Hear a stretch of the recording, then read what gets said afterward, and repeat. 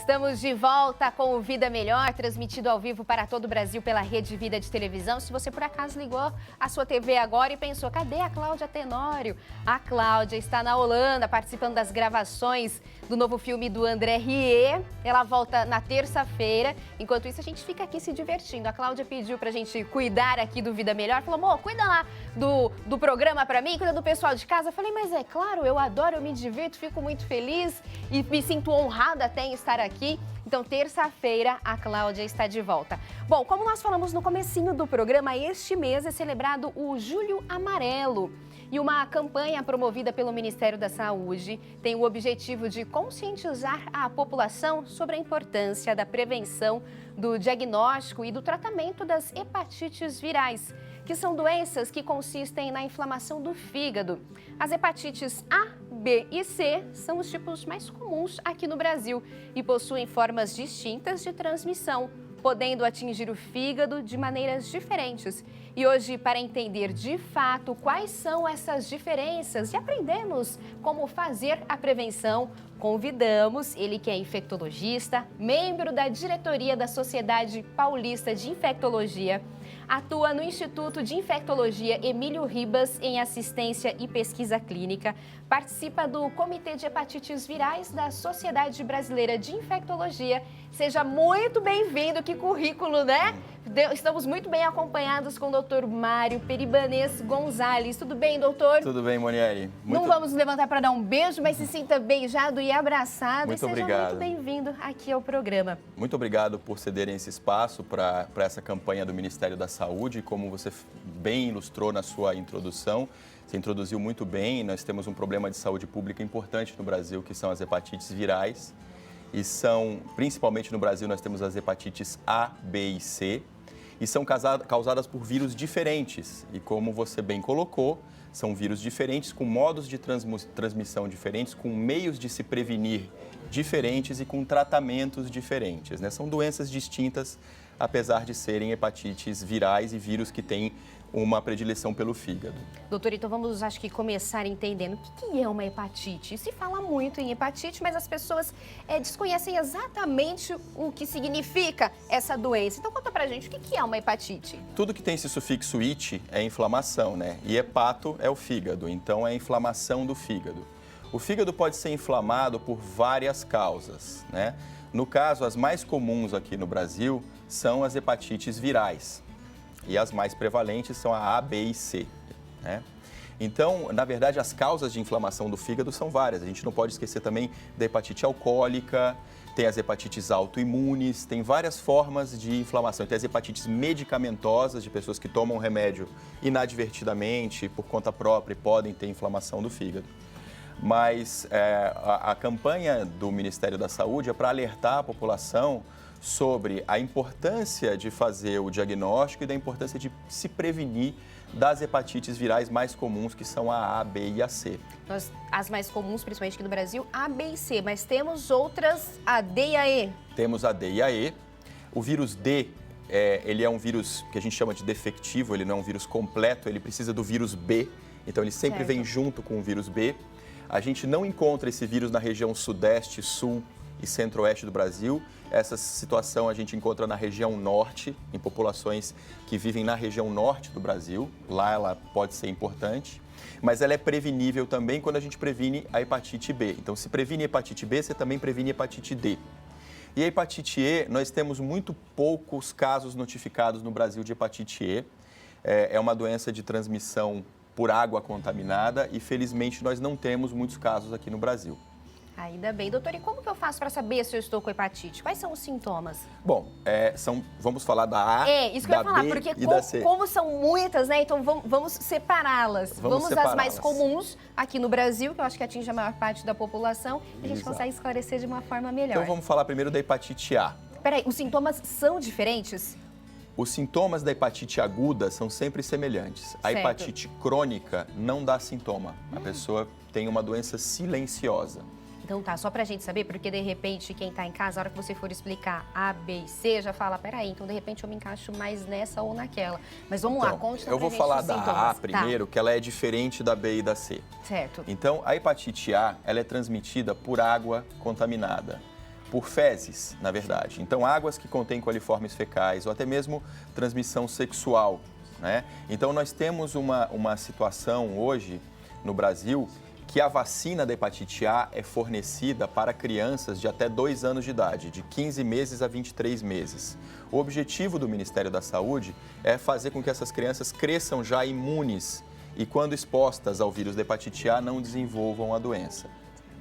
Mas os adultos brasileiros não são vacinados e a maioria dos adultos brasileiros já teve contato com o vírus da hepatite A em algum momento da sua infância ou adolescência e se curou sozinho. A hepatite A é benigna, ela cura sozinha, mas em muitos casos, principalmente nos adultos, ela pode dar uma hepatite aguda. E quais são os sintomas de uma hepatite aguda? Náuseas, vômitos, febre, dor no corpo e o amarelão intenso. Isso é a característica da hepatite aguda. Em geral, 99,5% dos casos de hepatite A evolui bem da fase aguda e a pessoa se cura e ela não fica crônica, não existe cronicidade, existe só hepatite aguda com resolução completa do quadro. 0,5% das pessoas que pegam hepatite A está sujeita a desenvolver uma forma grave de hepatite aguda, que a gente chama de hepatite fulminante, que pode chegar até... o nome já até assusta. É, o nome de estudo. Ela fulmina o fígado e a pessoa precisa ou de um transplante de fígado ou não sobrevive. Doutor, não, continue, fica à vontade. E nós estamos, no momento, na cidade de São Paulo, com um alerta epidemiológico. Nós estamos com uma epidemia de hepatite A que se iniciou na Europa e nos Estados Unidos, principalmente entre homens que fazem sexo com homens. Então, as pessoas nessa situação, nessa condição, devem procurar a vacina. Certo. Devem se vacinar para se proteger de um surto que está acontecendo mais especificamente nessa população, mas nós sabemos que com as condições sanitárias precárias do Brasil, muito possivelmente a doença, esse surto, não fique confinado somente aos homens que fazem sexo com homens. Nós estamos então no momento de alerta. De alerta máximo para hepatite A. Olha só, gente, que perigo. Doutor, como que eu faço? Eu procuro um médico, tem teste rápido? Como que eu faço para ser diagnosticada? Para hepatite A não tem um teste rápido.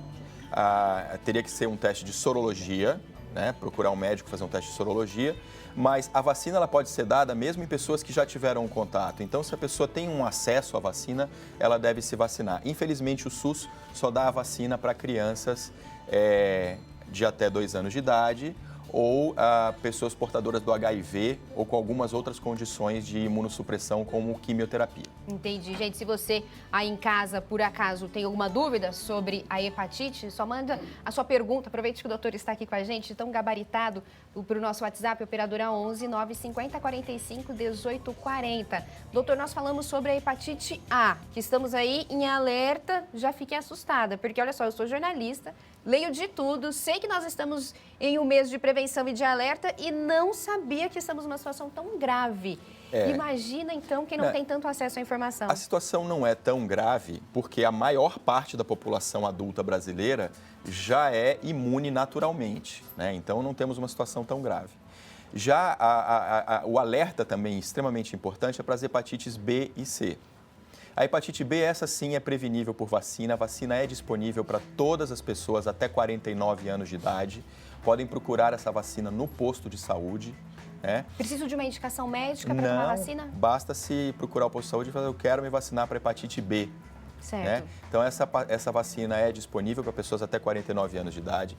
A hepatite B, diferente da hepatite A, ela é mais sexualmente transmissível.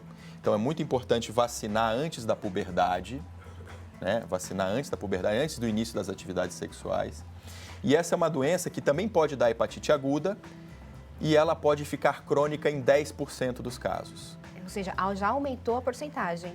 A A não fica crônica, a B fica crônica em 10%. Certo. E quando crônica, a pessoa não sabe que tem a doença, ela não tem sintomas específicos.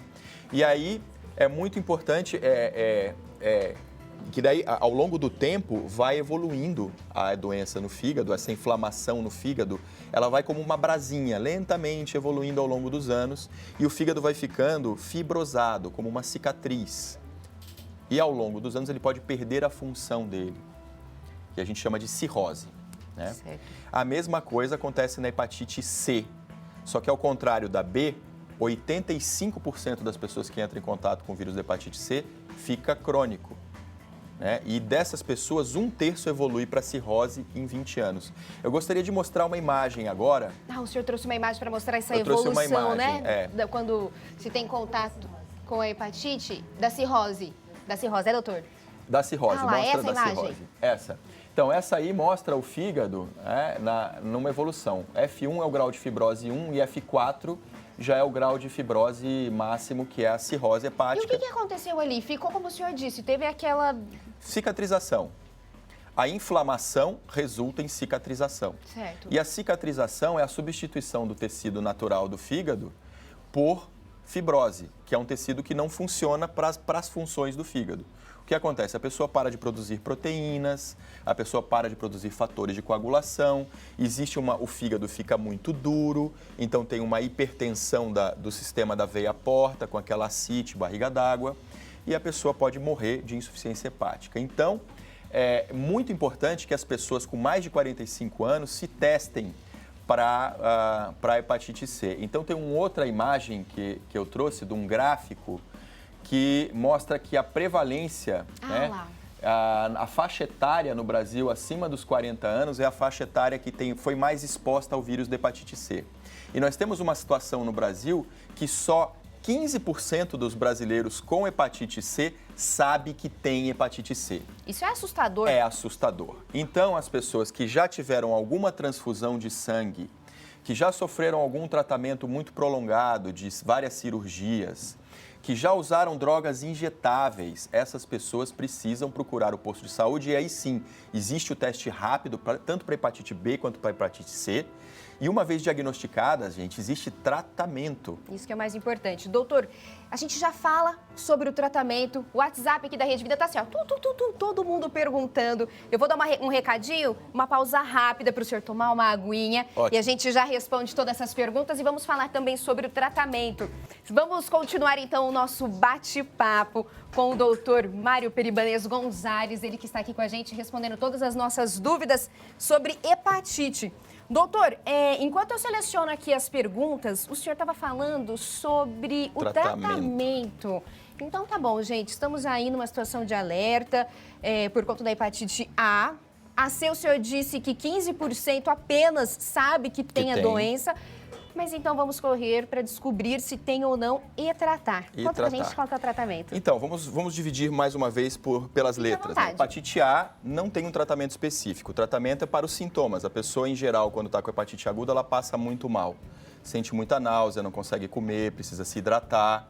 Então, são tratamentos mais sintomáticos até que haja a resolução espontânea do quadro. Para a hepatite B, existe tratamento que evita a progressão da doença para a fase terminal da doença, que seria a cirrose ou o câncer de fígado.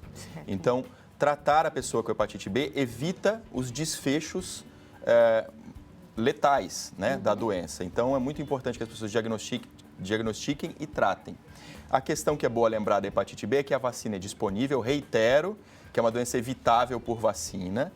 E está disponível a vacina para pessoas até 49 anos, homens e mulheres, nos postos de saúde. A hepatite C, até pouco tempo atrás, era tratada com uma medicação chamada interferon, que tinha muitos efeitos colaterais, era uma injeção e que curava menos de 50% das pessoas.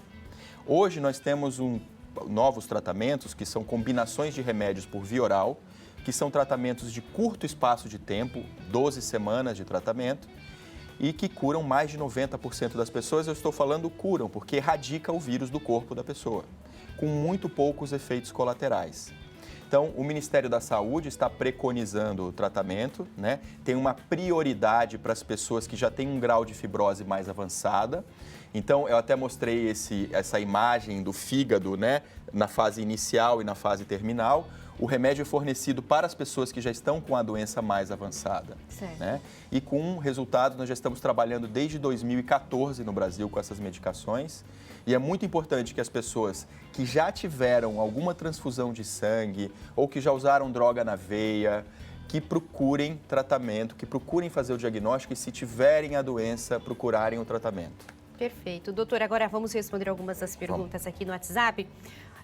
Chegou uma mensagem aqui, eu até queria agradecer, que é o pessoal do meu curso lá de pós-graduação, lá das Paulinas, do CEPAC, eles estão todos assistindo. Um beijo para vocês. E estão te perguntando aqui, doutor, se por acaso a gestante que tiver a hepatite ou contrair durante a gestação, se tem complicações para o bebê. A complicação maior para o bebê, no caso da hepatite B, é a transmissão de mãe para filho.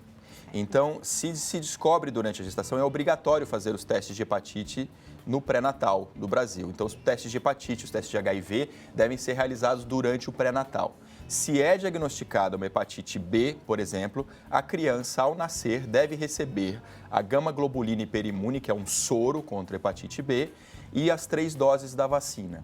Dessa forma, evita que se transmita a doença de mãe para filho. Porque a hepatite B ela é uma doença de transmissão congênita bastante importante.